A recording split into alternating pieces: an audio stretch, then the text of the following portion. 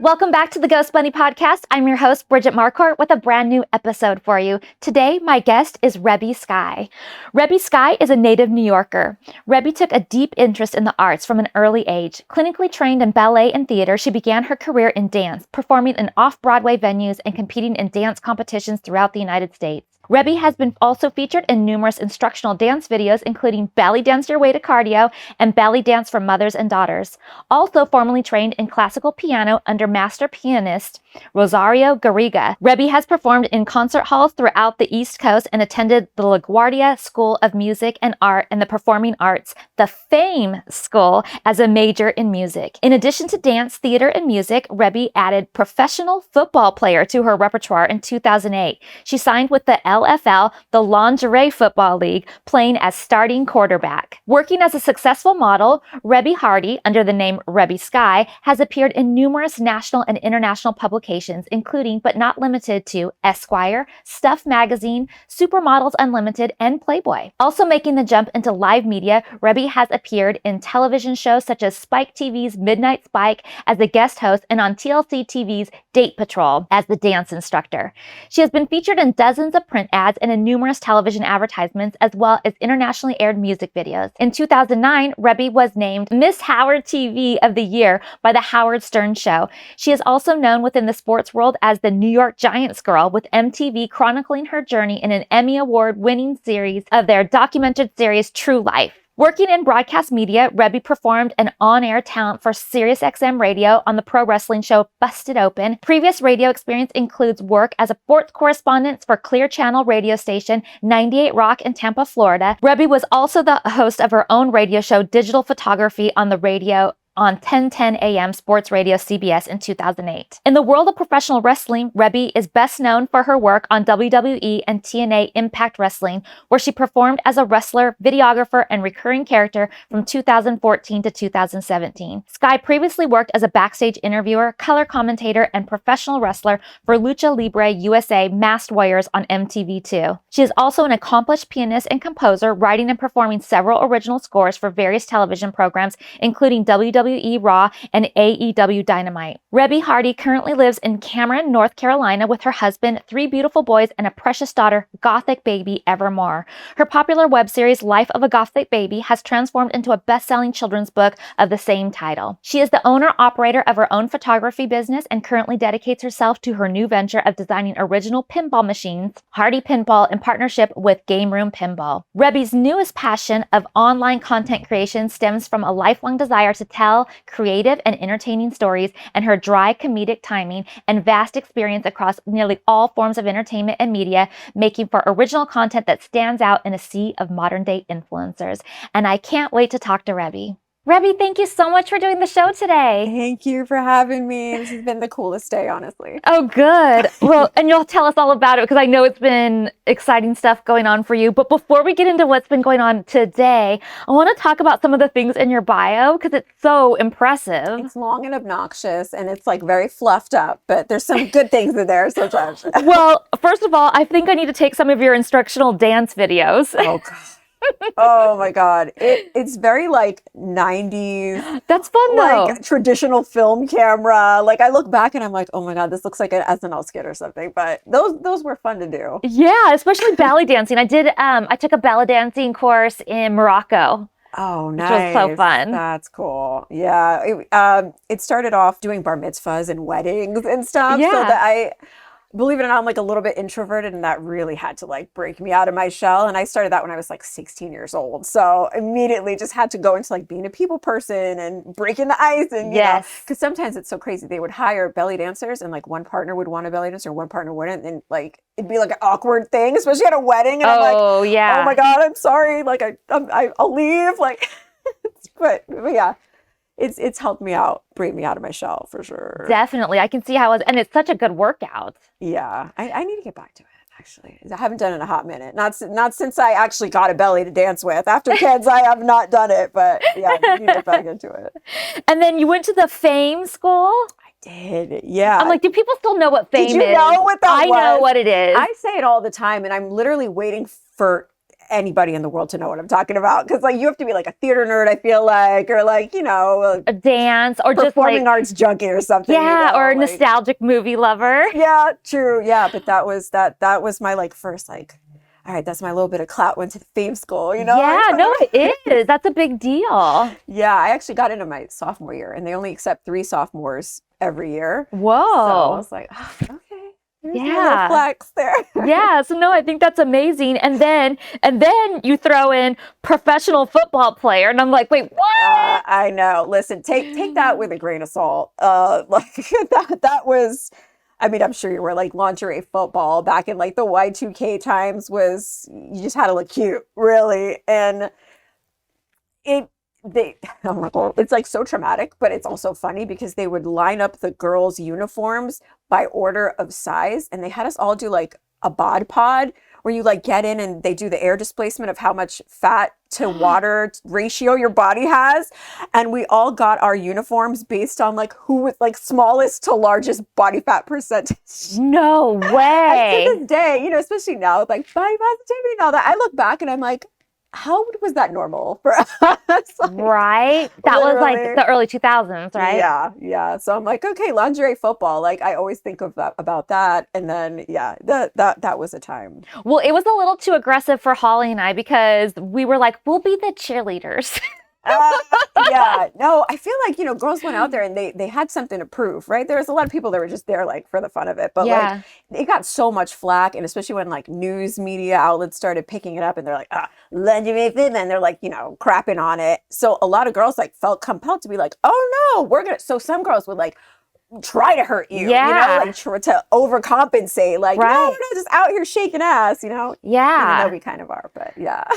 But the lingerie football thing, it was the same as like the lingerie bowl, right? Yeah, that was the that was end their thing. big like Super Bowl Okay. thing. Yeah. So that's what we were supposed to do it, and we got fitted for our outfits and everything. We did like the photo shoot and stuff, and then it got canceled. Oh no. I don't know what happened, but I think that was one the in end. Tampa?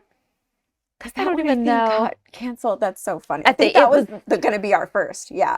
It was probably the last one. Yeah. I think it was like 2009 then, something like that. Or yeah, it might have been, or 2008. Oh my God. Ish. We could have.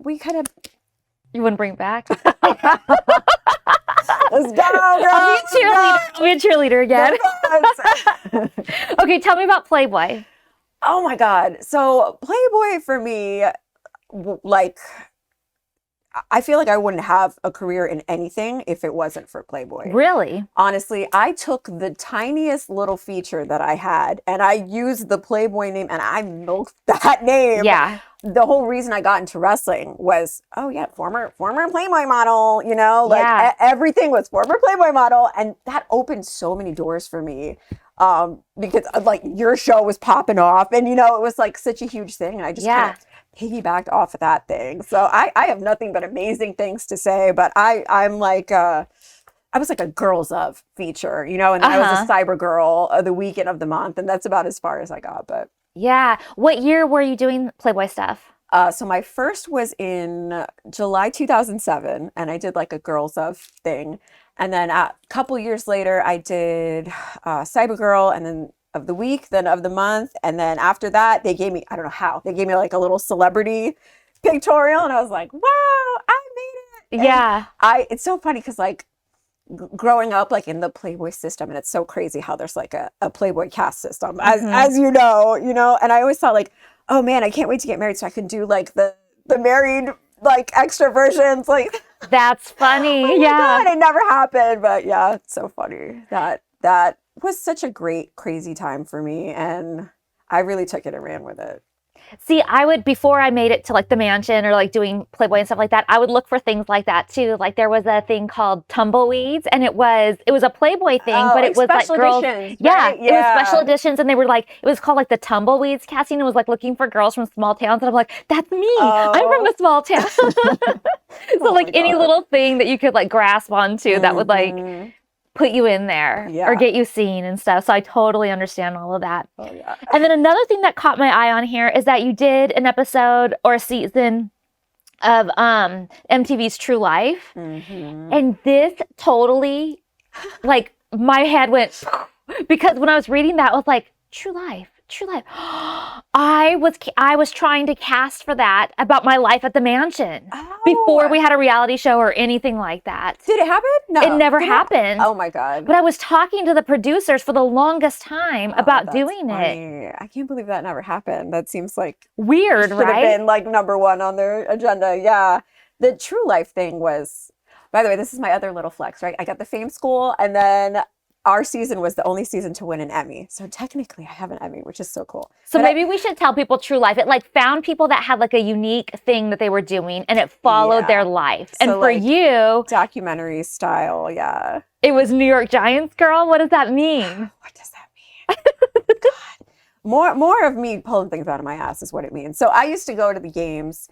And listen, you were a huge inspiration in this, by the way, because your stuff on Girls Next Door and everything, you're always like themed, and you always went all the way out. And I was like, I want to be this girl. She gets it. Yeah. And like, I would go to the games, and I feel like nowadays everybody goes to games and they're all cute and they're dressed up. But like back then it was like jerseys, chillin', no one gave a shit, you know? Right. So I would go dressed in like the New York Giants Supergirl outfit or like the New York Giants fairy. And I would like make all these ridiculous costumes, and it ended up like being on NFL Network in commercials and like in murals in the subways, like really.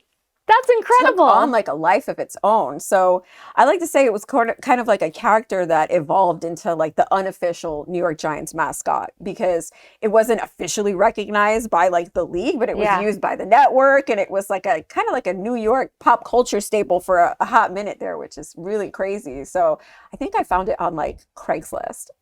Back when like I would look at castings on Craigslist. Yeah. And it didn't even say that it was True Life. It was just like, oh, seeking New York sports fans or whatever for a documentary. I was like, oh, cool, I'll do it. And that's how it happened.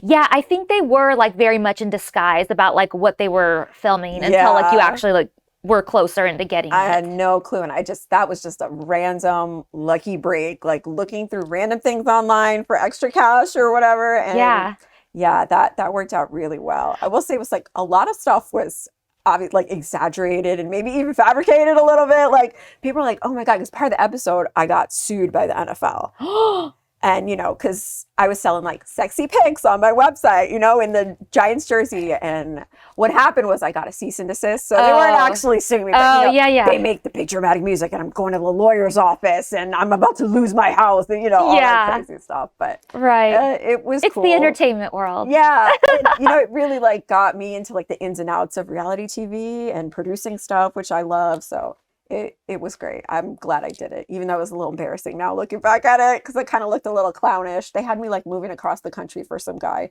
which wasn't true either. But, you know, we just go with it. I'll do it. Yeah. Well, it's interesting because when you're trying to get into the entertainment industry and you're trying to like be recognized and known, whether it's Playboy or a reality show or be on TV or anything, like you have to grasp at all the little straws that are there, because you never know what's going to hit. So like there's all kinds of little things and weird things that you look back on. Like I did like weird little game shows and like just all kinds of things, because you never know like who you're going to meet or what that thing is going to be that like blasts you to the next level. Yep. That's what it was, especially back in the day. I feel like now with like everything's on the internet, but you really had to like just go grabbing for crumbs, you know, like whatever you can get, and be happy with it and hope it works out for sure. Well, and you're right about that. Now today with social media and everything, it's completely different. Yeah. Completely different. But back then it was hard and you had to grasp at all of that kind of stuff. But speaking of social media and today, so you are in LA for a very special reason. You have a new book that's out, and it follows along with your whole Instagram brand and everything. Tell everybody about Gothic Baby. Oh, Gothic Baby is a web series that was based off of my daughter. Evermore, she is the Gothic Baby, and I'm in LA today doing a book signing, and the book is a children's book dismantling negative stereotypes about spooky things in goth culture. So a lot of the times people see, you know, someone in all black and, you know, immediately satanic, oh my God, the devil, you know, and it's with a negative connotation. And I was getting a lot of that when I had first posted her nursery online. And it was actually like very inspired like by Gothic architecture and haunted mansion and just Victorian furniture and stylings and stuff. And the feedback that I was getting was like, oh my God, this poor child, this is child abuse. This poor baby doesn't see any color. How can you do this to a baby? And just in like a satirical smartass response, I made this video like, look at my poor child, this Gothic baby, here's a day in her life. She just mopes around all day, just being a smartass.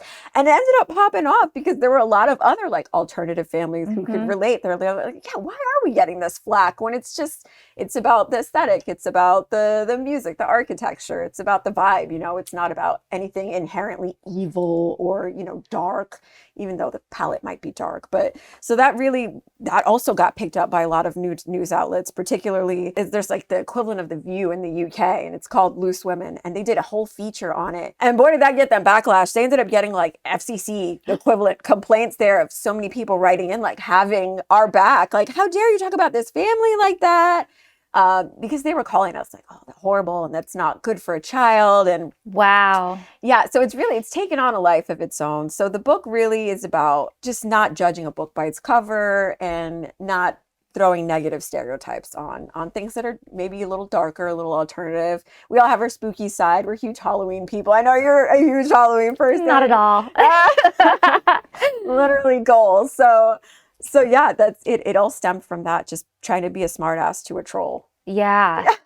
It's fascinating. When I first saw the nursery on social media, I was like in love. Like that is totally something I would have done too. And I bookmarked that. I was like, even if it's not a nursery, like it's going to be something. I'm going to like take inspiration for this or something in my house. Do a theme library or something. Yeah. Well, I want my whole house to be that aesthetic. Like I just love your whole house is that way, right? Yeah. So I actually have themed rooms, but the majority of like the main part of the house and the bedrooms and stuff are sort of Victorian Gothic.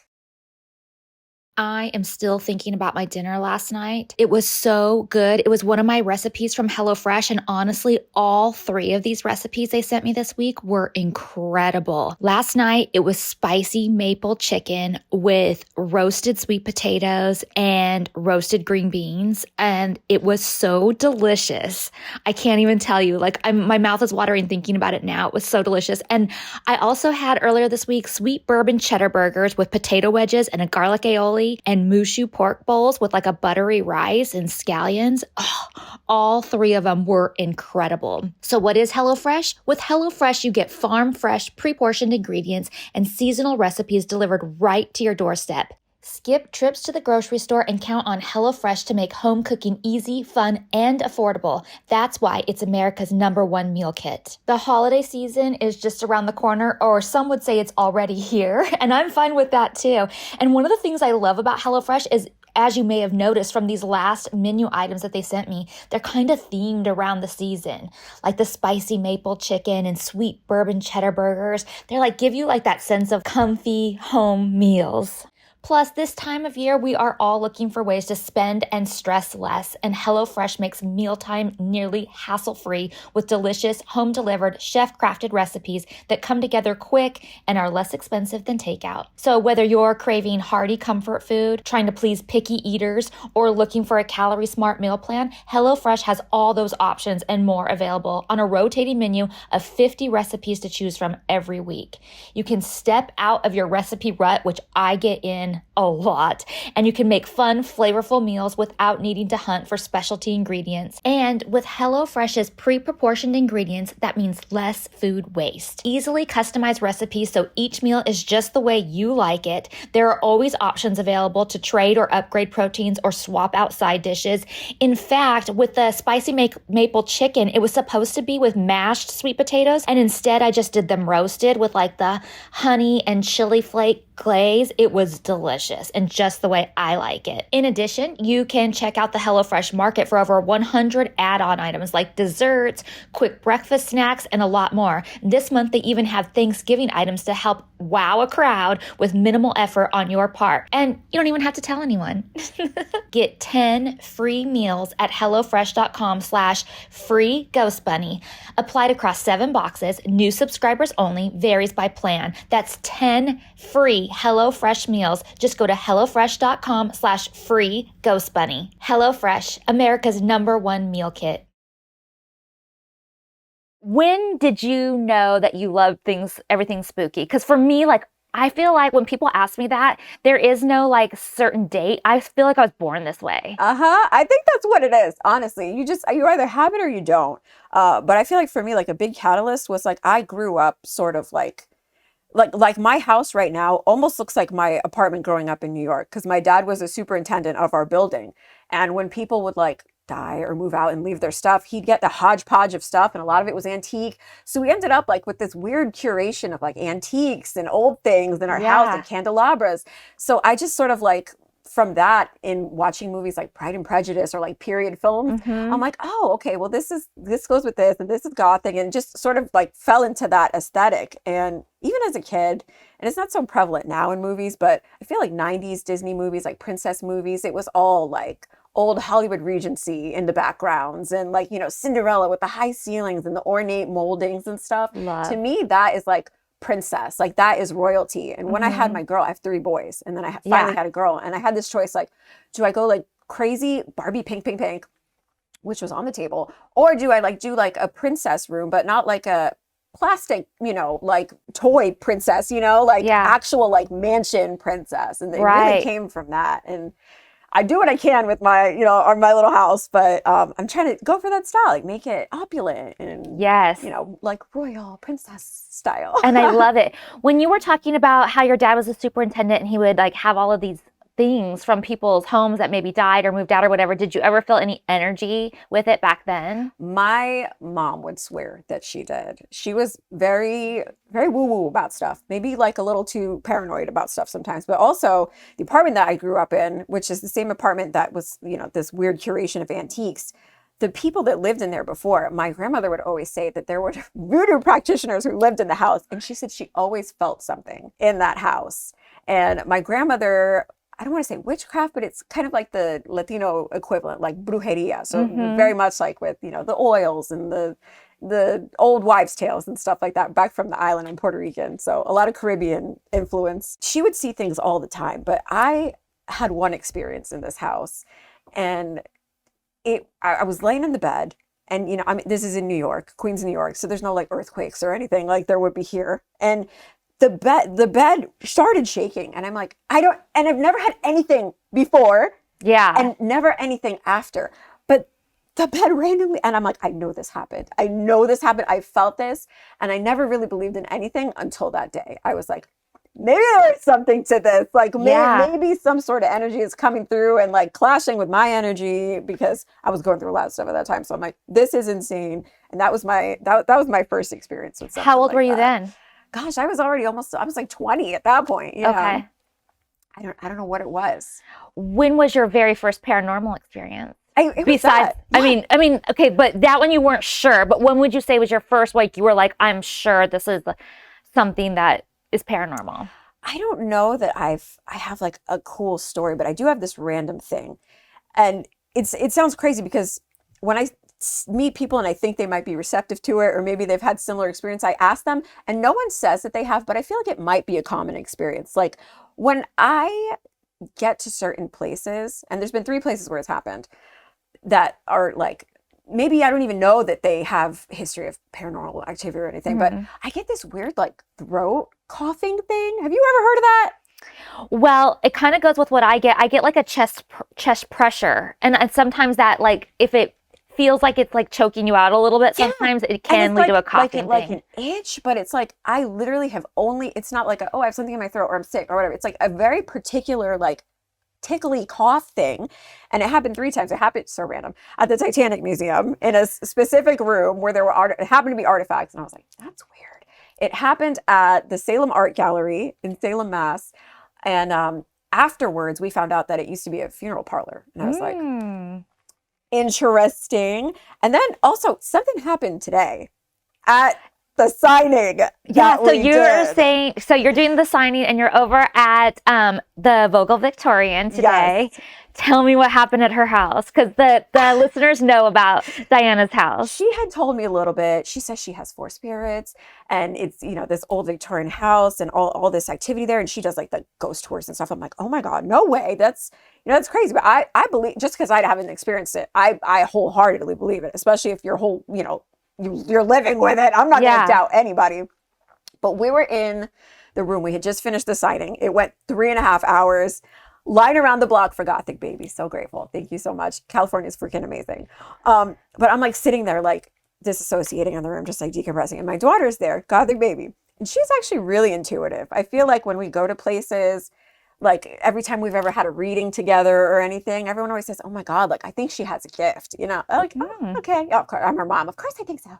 But we're in the room and Tana was there and she said, why are you there holding the lantern? And Tana was like, what are you talking about? Nothing's there. And she was like, yeah, you're there holding the lantern. And she's like, girl, there's no one there. What do you mean? What does she look like? And she said, oh, it's a big girl. And big girl, she means like a kid, like not like a baby. So, and then she was like, we have a spirit of a kid that we have seen in this room before. Yeah. And she was like, does it look, and I guess Gothic Baby thought that it was her somehow. She's like, what color hair does she have? And she was like, oh, red hair, because that's what color hair she has. So she was saying there was a young girl in the room where I'm at, like decompressing after this signing. And she's like, what's that? Why are you over there? Because she thought it was her. She's like confused. There's nothing there. And Dana kept saying, she keeps looking in the exact same place. It's not even just like around. She's like, she keeps making eye contact in the same place.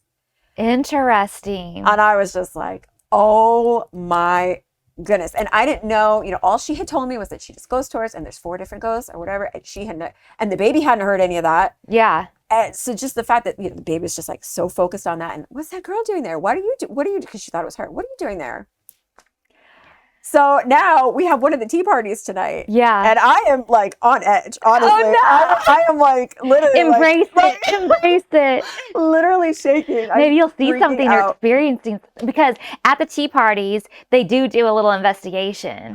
Like you'll go down in the basement and she'll use the dowsing rods and stuff and they'll try and speak to the other side. So, well, this is one hell of a prep for it, honestly, because and I didn't see anything and I'm like, literally, and I'm like, do I feel the cough in my throat? Like, I'm like, am I feeling something? Like, I would love to be able to be some sort of like clairvoyant or something, Yeah. but like, apparently the baby is. I don't know. And some people say that the veil is thinner for kids. yeah, well, I was just going to say a lot of kids, and they haven't been told, like, you're not seeing that. Like, as we get older, we were told all the time that you couldn't have seen that. That doesn't exist. That's not possible. You doubt yourself. And when you're young, like, you don't have all that, Yeah. So I feel like they see a lot more than we do. Yeah.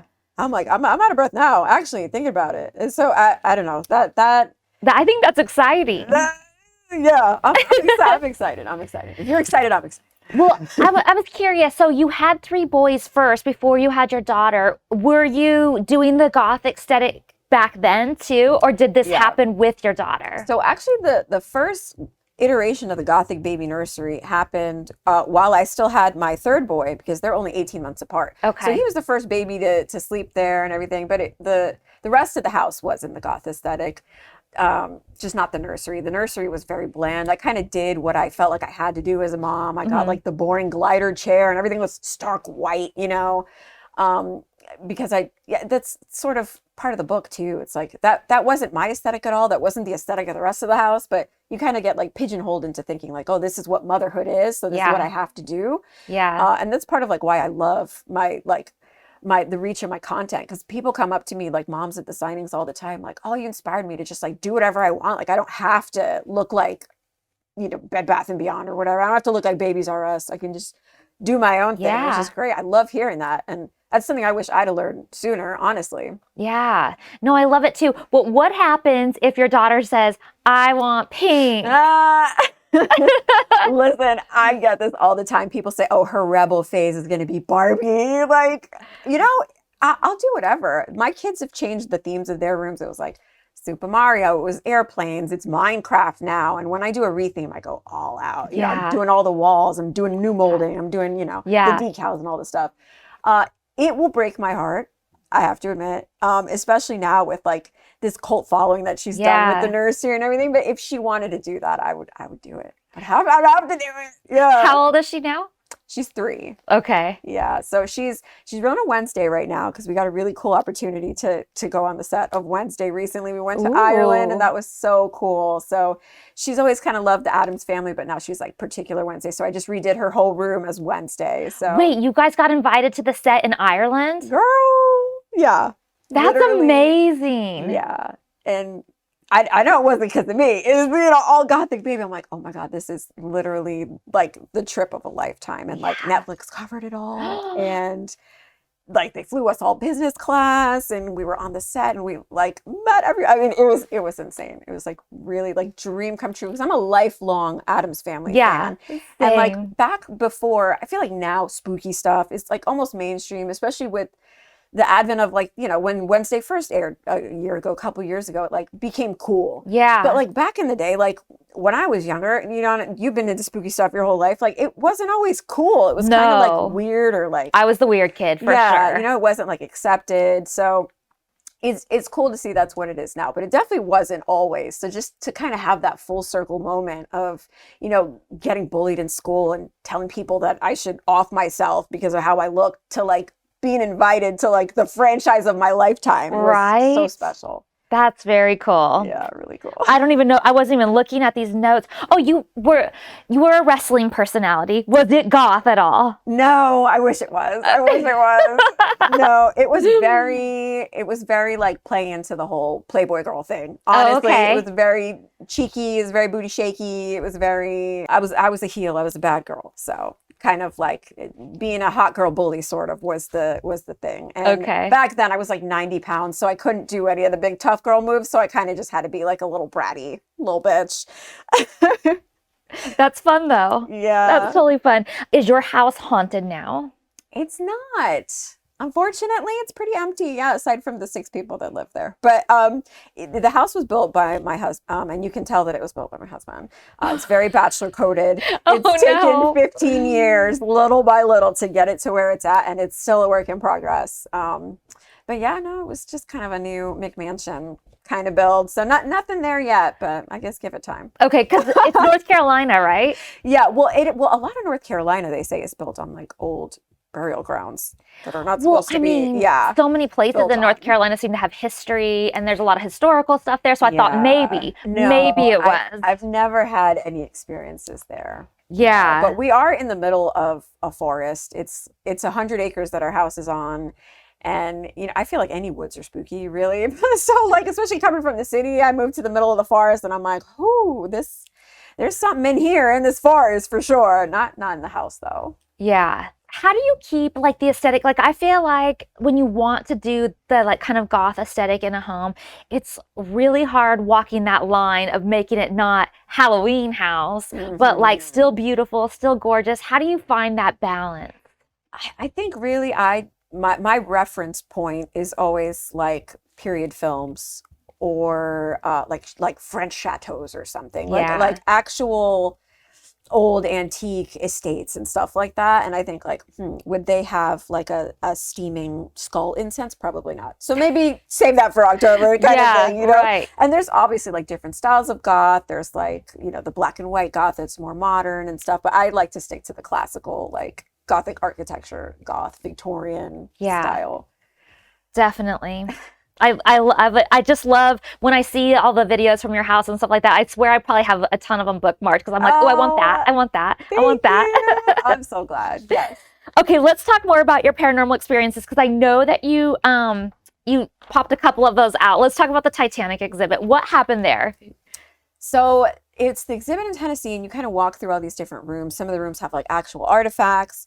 Some of the rooms are like interactive with like, you know, let's spin the wheel or whatever, touch the water. They have the water that's like the same temperature as the water was that night. Really surreal stuff. But it was the room right before that. And you had to go through a door, and the door had like an artifact within it that was part of one of the actual doors that was on the ship. And when I opened that door, I got that weird like coffee tingly thing, and I'm like, oh, this is so weird. And it honestly, like, it stayed with me for a couple hours. I'm like, what is this? And it wasn't until after that I realized, because that was kind of the first time that it ever happened. I'm like, Hmm. huh. And then when it had happened again, I'm like, okay, this is a pattern here, because it's always like around something maybe morbid or something with a lot of history or a lot of dead people. So yeah, that just felt, it's so hard to describe. Just felt connected to something, but I don't know what. Yeah. Just some What was sort the of, artifact? Was it like a doorknob or something? it Or was like a piece of wood from a door. Yeah, that was within like a door that you had to open to go to the next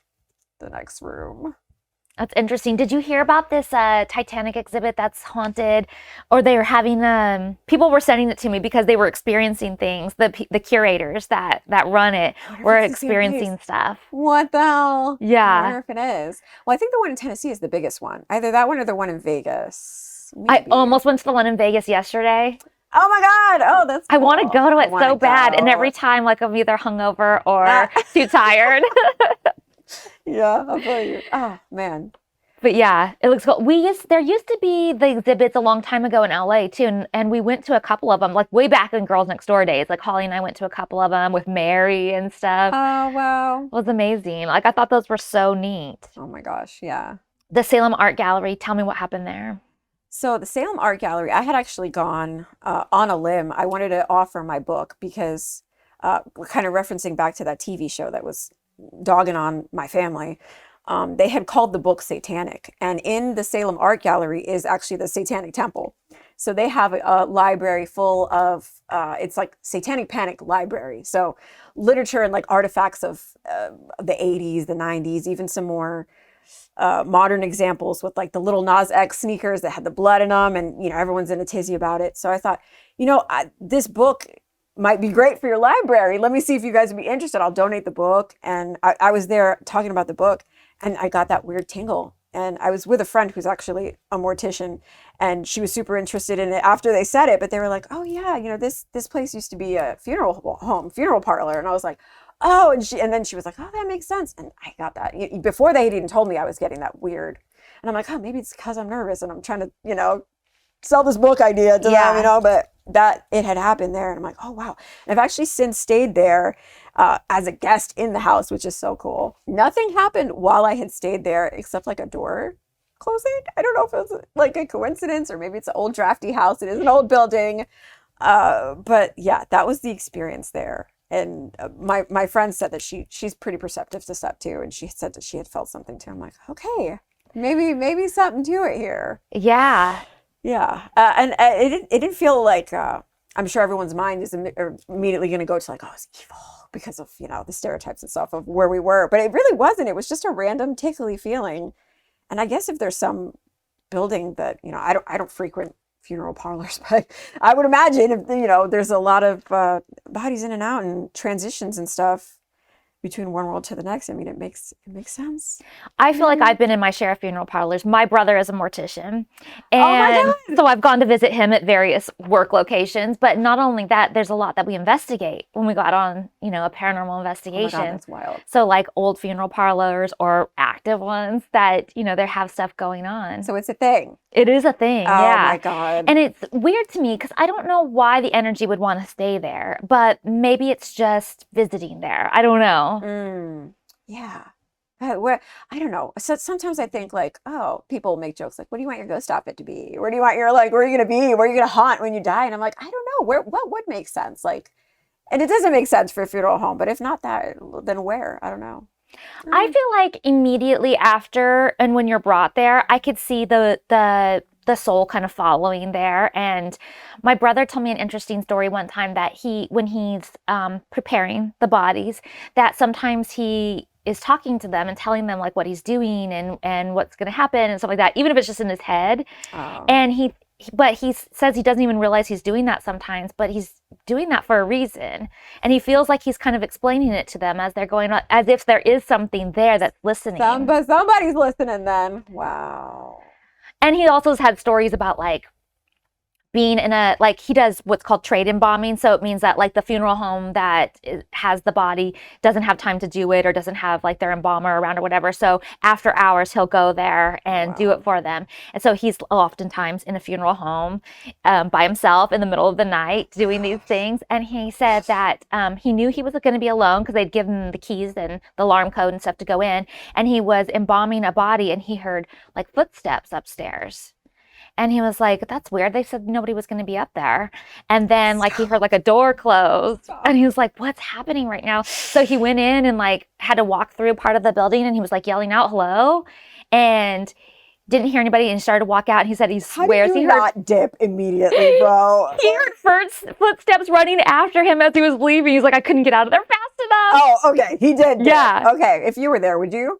I totally would have been so scared. I would have been so scared. Like fight or flight. I'm like, you got to have some kind of balls or just be used to that every day. I don't know. But But then like the next day, he's like, you didn't tell me. He like called them. He's like, you didn't tell me somebody's going to be there. And they were like, no, nobody was there. And he's like, no, I heard footsteps and the door like slammed and stuff. And they were like, oh, that was. And then they like said like I forget if there was their uncle or their grandpa who used to own the funeral home. The resident ghost? Yes, oh my is God. their total ghost all the time. And he was like, well, thanks for letting me know because that was wild. Oh my God. Yeah, I just, there's too many instances of that for it to not be a thing, honestly. Right? Yeah. No, I believe. Hell no. Ooh. Well, and I think just now. I think that the tickle that you get, I think everybody kind of experiences it differently. So you get like a tickle or a cough. Other people, like I've had headaches before, but I like usually get that chest pressure. I mean, some people get like the tingling on the back of their neck. Like I just think everybody sort of experiences it slightly different, but it's all kind of the same thing. Oh my God. No pressure, just going into a haunted Victorian home in 2 hours. Yeah. What about your sons? Did they experience anything or do they seem? No, it's really just the baby girl who's ever really, apparently today, yeah.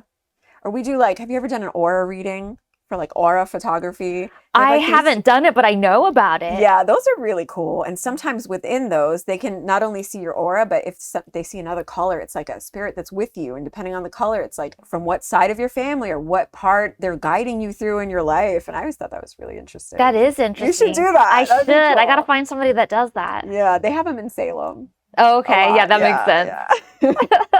I was just in Massachusetts, but I didn't go to Salem because it was like a week or two before Halloween. And I'm like, oh, God. No. I heard it's a nightmare there. It's a mob. Yeah. It is. Yeah. I've been like in the winter, in the spring, and then also Halloween season. And I feel like every year it just gets like more and more intense. So, yeah. It seems like it because I feel like back in the day, the first time I ever went to Salem, people were like, oh, that's interesting. How was that? And everything. It's like very niche. Yeah, it was. And people were like, was that scary? Was that weird? And now I'm like, I don't know anybody that doesn't like try and go or hasn't been or thinks it's cool or whatever. I feel like those women that did that show probably just like helped you out quite a bit, even though that wasn't their intention. You ain't wrong. They did me the biggest favor because it took it like from here to here, and not only just like in popularity, but like it went international at that point. I mean, such a huge part of her fan base is in the UK because of that. Yeah, and all of the people in the UK who were just like so appalled and felt personally attacked themselves because of that sort of, it's just, I feel like you have a platform and then you kind of using that platform to just bring negativity to like an already sort of like crapped on subculture. Like, what are you doing? Come on. It got a lot of backlash. Yeah. And good for them. But good for me too. Right. Yeah, for sure. And I love the other day I was watching your social media and you went out to like the Gothic bounce house and I'm like, stop it right now. I need one of those in my backyard immediately. You totally do. Oh my God. That'd be the cutest photo shoot. Is that like a rental or did you like have that made? I bought it. Yeah. Crazy. I bought it for her second birthday. It was like a huge like goth party. And it was in conjunction with the book release. So we just went all out and just ridiculous, but we can repurpose it now for Halloween. So it worked out. Yeah. Ridiculous black gigantic bounce house. It's amazing. In my yard. Well, speaking of the goth aesthetic and everything too, have you seen like the pool floats that are shaped like a coffin? Yes. I'm in love with those. I love it. Summerween. Do you do Summerween? I don't so much because I just feel like that is me all the time. It's a lot. Like I just feel like I'm year round kind of Halloween. And so Summerween, I don't know. I'm not against it, but it sort of feels like people jumping on the bandwagon for me. A little bit of capitalism creeping through. Yeah, I can see that. Yeah, we go all out though. It's fun because where we're at, we have like very stark differences in seasons. So it's nice to be able to like do a Halloween bikini or like a Halloween picnic in the summer, as opposed to like maybe not so much when it's colder actual Halloween time. So we love that. That's true. That's true for people like in California. Like I could go probably sit by the pool today if I wanted probably nice to. all the time. Yeah. And I've had a Ouija board bikini for like ever and stuff. So I feel like, but I can see that. That makes more sense now that I think about it that way. That people who have more of the seasons and can't. Yeah. Bust out all the cute summer accessories. Yeah, I do think that's cool. And so what would you say was the main inspiration for writing this book? Was it that news piece? I had always wanted to get into like kids literature, but it really was that was the biggest inspiration. Just seeing so many moms contact me and be outraged and say that they saw themselves in my family. I was like, I really just want to give more than my content. I want to like give them something, you know? And it's really cool when I get like teachers coming to signings and like, oh, I'm going to put this in my classroom. And I'm like, oh, like that's amazing. Like it's a story of just accepting people as they are and to not make assumptions before, you know about stuff. And if you've heard negative things about a particular group or a particular family or anything, you know, however different they might be, alternative in any way, not even just an aesthetic, to not judge them. Yeah. So, yeah. It was a kick in my butt to do it because I was pissed, honestly, at first. I'm happy and I can joke about it now and I'm grateful now, but I was pissed. Yeah. That was written as a slam. big, you know, yeah. Definitely.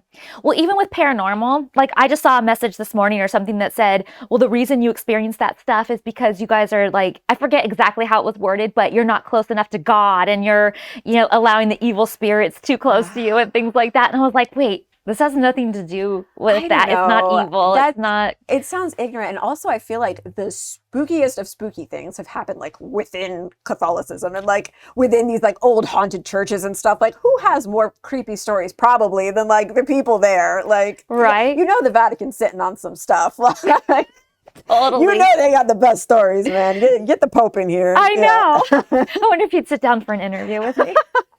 I'm like, you have to tell me about these exorcisms. There you go.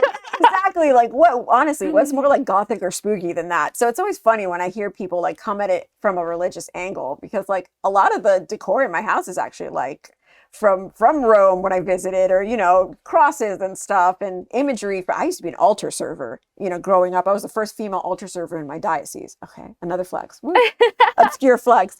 And, you know, I went to Catholic school until I graduated high school practically. You know, I transferred in sophomore year. So, you know, that sort of is all ingrained in me. So it's so funny when people try and use that as a justification for their bias. Because it's like, all right, come on now, like maybe look a little deeper before you try and use that to come at somebody. I don't know.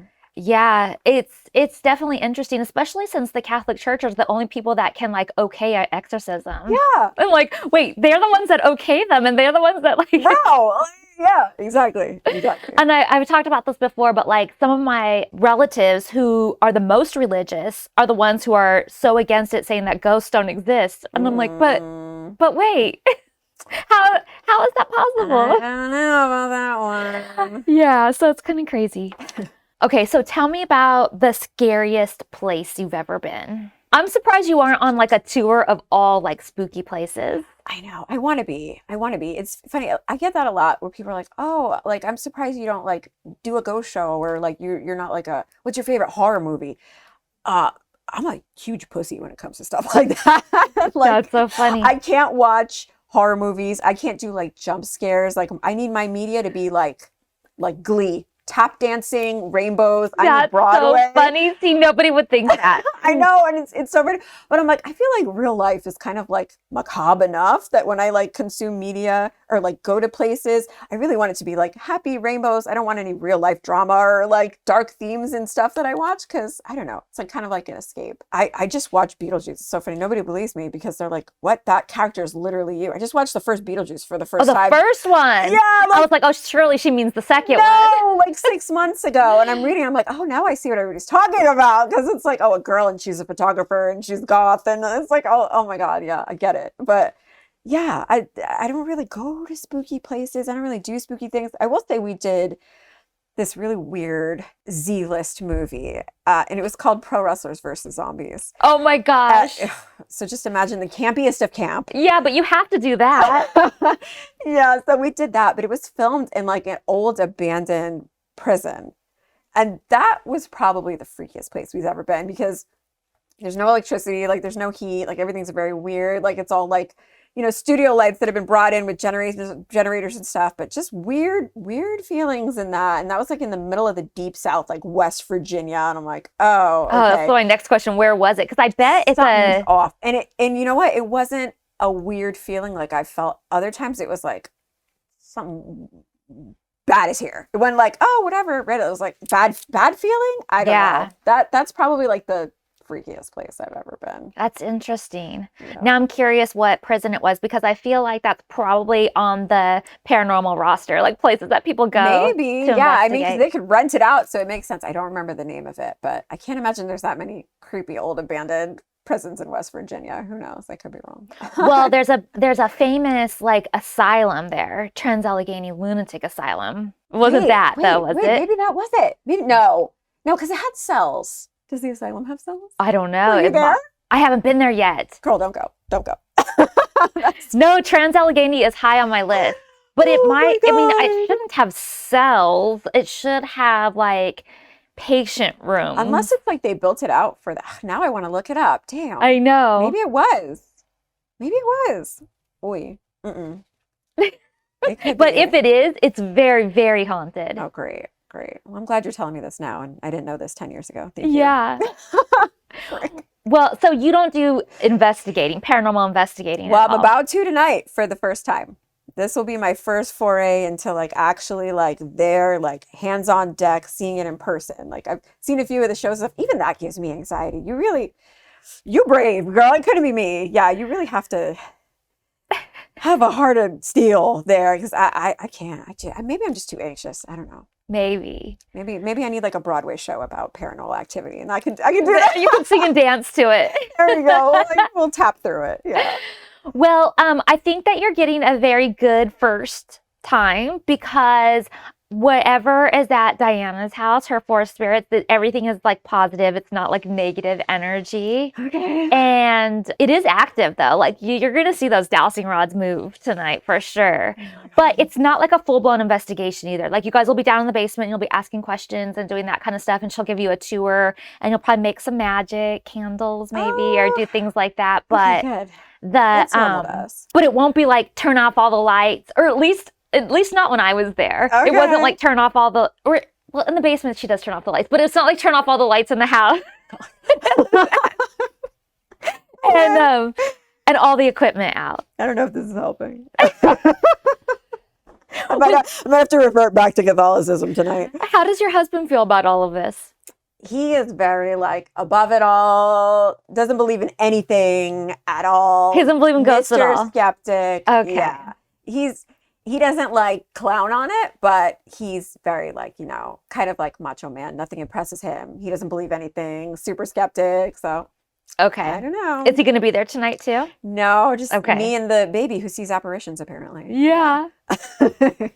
Well, I wish he was going to be there, because I love when like somebody who is a total skeptic sees something that they can't explain for the first time. It gets like put in their place. Yeah. A little bit. Yeah. I bet you love that. And you're like, mm-hmm. I was like, oh, sorry. What were you saying again? Forgot. What were you saying? Yes. How do you feel about it again? Mm-hmm. What, it doesn't exist? Oh, God. So you wouldn't have necessarily a favorite paranormal tool, but I feel like you are sensitive in some way, because you have that throat thing that goes on. So there's something that's sensitive. We'll see. I'm excited. We'll see. And being a photographer and stuff like that, like, do you do all kind of like the Gothic aesthetic for photography? It ends up kind of seeping into my work, but it started with taking my own picture, actually. So a lot of the stuff from when I was modeling, I would like shoot other models, and we would like do each other's pictures and that sort of stuff. So it started with like glamour, and then it sort of evolved into like a little darker and a little more dramatic and creative stuff. So I do like a lot of wrestling photography for my husband. I did like all his merch and his website and stuff. And then I have this 8-foot tall family portrait that's probably my favorite work that I've ever done, that I did of all of my family. It's a composite, and it was just the 5 of us. It was before the baby girl. And we had done it like sort of in this like Rococo, like Victorian-esque, like with the period costumes in the background and everything. And that's really cool. So I love doing stuff like that. Yeah, that sounds amazing. Yeah, I love it. I need to do another one. I just got the frame. I didn't get it one as big. It's not 8 feet. This one's 6 feet tall, and it's going to go on the opposite wall. And I need to do a whole new one now. It took me months to put together because I had to photograph everybody individually and make sure it was on the same level. Yeah. And then everyone's outfit, and then Photoshop, the backgrounds and stuff. So that sounds so cool, though. Yeah, it'll be fun. Well, this makes me want to come do a photo shoot with you now. Yes. I'm like, for season 2. Oh my God, yes, please. Ghost Bunny. I have to think of a good aesthetic for that. Yeah, let's do it. Oh my God, I would die. Do you carry? I know you don't go to like a lot of my final questions here are kind of like for investigators and stuff. But do you carry anything with you for protection, just for in general? I do like tiger's eye, and we love everywhere we go that has any sort of like spooky or historic spookiness to it, like Salem, or we just went to Macon and they have an old haunted area also. We love doing like spell jars and stuff. So it's a fun activity to do with my daughter. Actually, she loves it. She picks out her own herbs, and then we do our intentions and stuff, and we carry those around in our little bag. So I do stuff like that, but I feel like more of like a product of like my culture and my upbringing, and maybe like my spiritual practices now, as opposed to like ghost protection. But again, we'll see after tonight, girl. I might be hitting you up for some. Yeah, but I love all that stuff. Like I love setting the intentions and doing like the magic. Like that's what you'll do tonight too, is like setting the intentions and doing the magic candle and stuff. It's all that same kind of thing. Oh, great. Oh, I love that. Yeah. Yeah. It's all interrelated. Yeah. I actually she's got like a little playhouse that we built for her, made out of like one of those sheds. And we built her own little like baby's first spell bar. She's got her own crystals and her own herbs in her little jars, and it's actually all pink and cute and rainbow. So nobody can come at me for that. Yeah, that's our like little. I love it. She shed. Yeah. So if you were gonna go somewhere paranormal, like your first time, besides I know you're gonna do Diana's house tonight, but like, say I was gonna take you ghost hunting, where would you want to go? Is there a place that pops out to you? I want to say somewhere like Romania or something, or like, I don't know. Romania would be cool. I've never been to Romania. I just got back from Scotland. Ooh, we did Edinburgh. Oh, God. I feel like you would love Edinburgh. I have a whole itinerary already planned. Literally, I want to stay at the Witchery. I want to. I stayed at the Witchery. Yes. So gorgeous. I have like a whole board of what I want to do. Do you know what room you want to stay in? Because they have like the one with the bathroom. The bathroom with the mirrors. That's where I want to go. It might be the same one. There's the one with the armor. I stayed in the library. Oh, nice. Okay, it's not that one. They have one with like a crazy bathroom with like, it's like all black, and then it has these huge mirrors, and it's like lit all crazy. I'm like, oh my God. Yeah, no, obsessed. Oh, I'm jealous. I want to go so bad. Yeah, it's incredible. Oh, I don't know. I want to say probably, I feel like a lot was felt and like seen when we visited Savannah, and that's allegedly like the world's or the country's most haunted city. Yeah. So I feel like there would be a really good place. I want to go there too. I've not been there. Oh, really? Yeah, you got to go. I feel like that would be it. Probably one of those old mansions with like a really torrid backstory. Right. Yeah. New Orleans is incredible. Oh my God. Yeah. Yeah. New Orleans. Speaking back to the Witchery, I think I had an experience in that room. You did? Yeah. Because it's like, I think I saw that they're like, was it 40-year anniversary? Like they've been open forever. They have been open forever, but that building was built in 1595. Oh my God. So imagine what's gone on in there. Oh my God. And I woke up, it was like a little after 3 a.m, and I thought I heard a noise woke me up. And I don't even know what the noise was now. I just know that something woke me up. And when I woke up, I felt like there was definitely something in the room with us. I didn't see anything.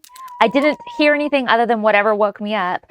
But I felt a little scared, which is unusual for me. Oh no. If you're scared, never mind. But I will say that sometimes when I get waken up in the middle of the night like that, like I feel vulnerable and it makes me scared, even though I wouldn't have been scared had I been up and like investigating it. Yeah. But I remember I just kind of like leaned over and I woke up my husband just a little bit. He Yeah, was like, like, what? bro, And I was come just on. like, I just wanted to cuddle.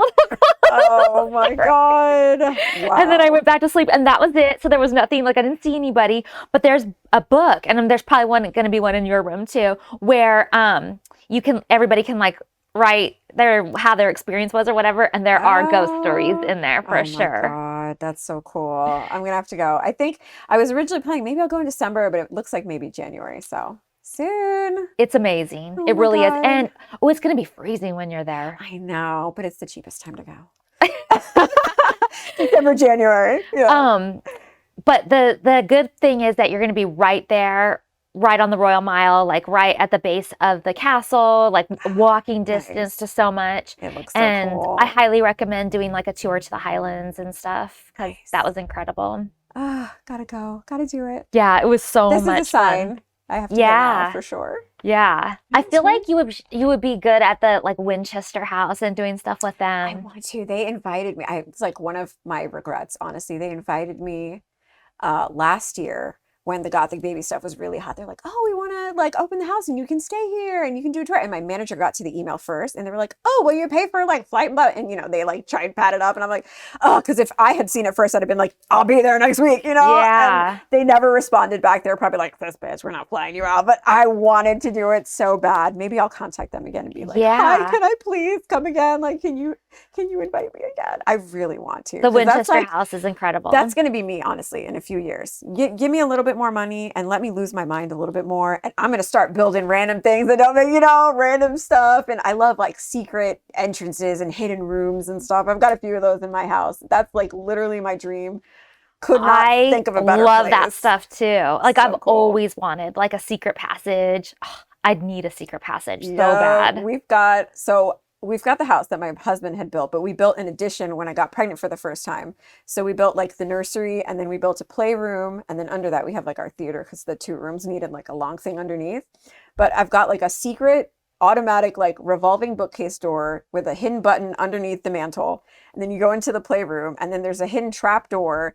And then you go down to the movie theater via fireman's pole. So it's like I built like my 12-year-old dream, Yes. but I'm like, okay, this is how I need to be spending my money. Like weird, freaky Yes. home decor like this. That's my dream. So That's what I want too. And I want a slide that goes yes! downstairs. Oh my God, please. I need another edition. So yeah, Sarah Winchester is like goals. Right? I think so wanna go. too. Oh, And then man. there's different stories too, whether she was contacting the spirits and they were helping her build this because she didn't have formal architectural training. Wait, she did it herself? She was doing this herself. She hired builders and stuff, but she was doing the plans, the Oh my drawings and the God. architecture herself. And so they're like, is it because she just wasn't like fully trained in architecture? Is that why there's like doors that open to nothing or like stairs that go to nowhere? Yeah. Or the other theory is that she does have a seance room and she was doing the seance every night at midnight. So portals. Maybe it's portals. it could Portals. be. It totally could be. Maybe they're not to nowhere. Oh my gosh. Yeah. But they were also thinking maybe she was trying to like confuse the spirits and get them lost in the house. Oh my And God. Interesting. there's so many neat things that she did that are like for her too. Like the stairs are low risers because she had arthritis really bad and she was very, very short. Oh. So I did this thing there. They let me come there for 2 nights and stay like after they closed, and I just got to film in there. Wow. That's And I so did this cool. scene where I was dressed as Sarah. So the theme of the show is I go there and I meet with like the general manager and I'm doing like just like the historical tour and everything in normal Bridget. And then I ask if I can come back later at night. And they oh were my like, God. yeah. And we'll have like a PR person here with you because you might get lost in the house because it's literally that big where you would get lost. Wow. And I show up at night and no one's there.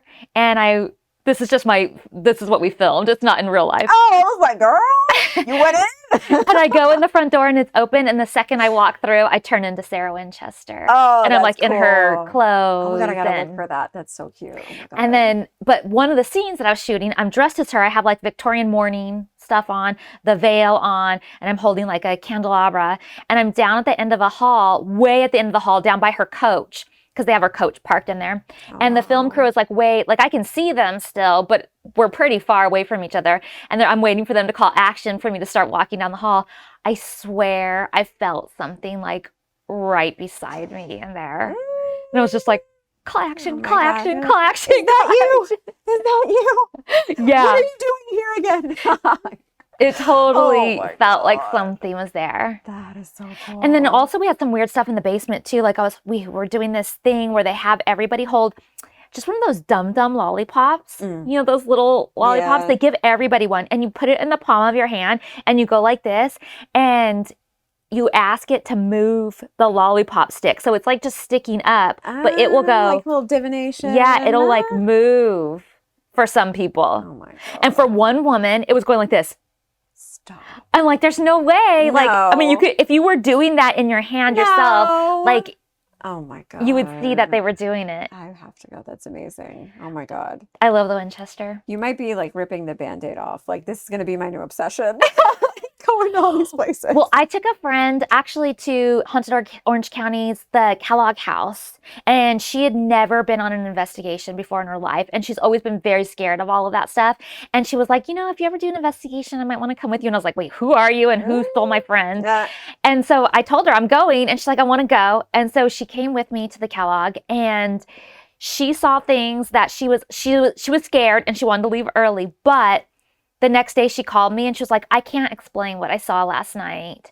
And I totally want to do it again. I can totally see why this is so addicting. Like, I need answers now. And she's like, I've been telling people about it and it's like so crazy. I can see that, like constantly like wanting to like know more or like find the next thing. Like I could see that. When something happens and you get over that feeling of being scared and it's more becomes, holy shit, no, we're communicating with something. There's something there. You like get this like adrenaline that you want more of it. Yeah, no, that makes sense. That makes sense. Wow. You're brave as hell. Well, Reby, thank you so much for doing the show today. Tell everybody listening how they can follow you on social media, buy the book, all that good stuff. Yeah, Life of a Gothic Baby. It's available now on Amazon, or you can go to gothicbabybook.com. And I am Reby Hardy on all platforms. Awesome. And I hope you guys enjoyed this episode of Ghost Bunny Podcast. Thank you so much for joining me on my spooky adventures, and I look forward to sharing a new ghost story with you each week. Please subscribe to our podcast so you're the first to know when a new episode is out, and follow us on social media at Ghost Bunny Podcast on Instagram for photos and sneak peeks, and at Ghost Bunny Podcast on YouTube for the video version of the podcast. Bye, guys.